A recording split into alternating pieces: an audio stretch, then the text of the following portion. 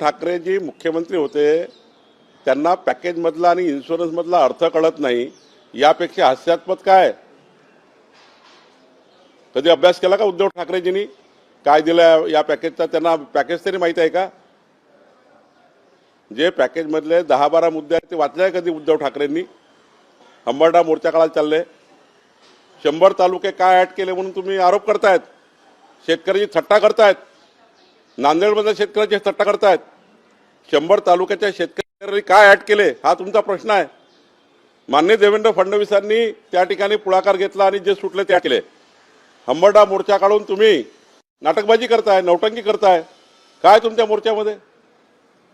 इतकं चांगलं पॅकेज, महाराष्ट्राच्या ज्या शेतकऱ्याचं नुकसान झालं त्यांनी पॅकेज स्वीकारलं, त्यांचा आनंद निर्माण झाला. तुम्ही कोण होते आहे? विरोधकांनी उद्धव ठाकरेंनी मुख्यमंत्री पद चालवलं आहे, जरा पॅकेजचा अभ्यास करून घेतलं पाहिजे. कुठल्या निधीतनं कुठले पैसे दिले, कुठलं पॅकेज दिलं तपासलं पाहिजे. इन्शुरन्स तर वेगळंच आहे, पीक विमा तर वेगळाच आहे. हे तर माननीय मुख्यमंत्र्यांनी 31,000 कोटी रुपये अजितदादा एकनाथ शिंदेजींनी बसून 31,000 कोटीचा बोजा शासनावर घेतलाय.